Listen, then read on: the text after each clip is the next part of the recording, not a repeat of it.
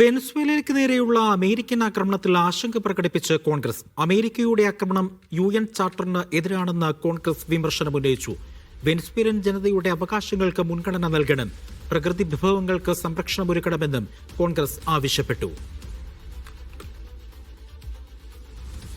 Saju Thomas ഉണ്ട് വിവരങ്ങൾ നൽകാനായി. സജു, എന്താണ് വിശദാംശം?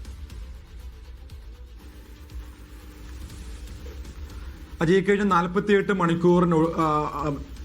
മണിക്കൂറായ വെനസ്വേലയ്ക്ക് മേലുള്ള അമേരിക്കയുടെ ആക്രമണം, വ്യോമാക്രമണമടക്കം ഇപ്പോഴും തുടർന്നുകൊണ്ടിരിക്കുകയാണ്. ഈ സാഹചര്യത്തിലാണ് കോൺഗ്രസ് ആശങ്ക പ്രകടിപ്പിച്ചുകൊണ്ട് സാമൂഹ്യ മാധ്യമങ്ങൾ ഇപ്പോൾ എഴുതിയിരിക്കുന്നത്. പ്രത്യേകിച്ച് ഒരു രാജ്യത്തിന്റെ പരമാധികാരം അത് എന്തായാലും സംരക്ഷിക്കപ്പെടേണ്ടതാണ്. വെനസ്വേലയ്ക്ക് മേലുള്ള അമേരിക്കയുടെ ആക്രമണം ഉടൻ തന്നെ അവസാനിപ്പിക്കണമെന്നുള്ള നിലപാടിലേക്കാണ് ഇപ്പോൾ കോൺഗ്രസ് എത്തിയിരിക്കുന്നത്. പ്രത്യേകിച്ച് ജനങ്ങളുടെ അവകാശങ്ങൾ സംരക്ഷിക്കപ്പെടേണ്ടതാണ്. പ്രകൃതി വിഭവങ്ങളിന്മേലുള്ള അവരുടെ അവകാശങ്ങളിന്മേൽ മറ്റൊരു രാജ്യത്തിന് കടന്നു കയറാനാവുകയില്ല.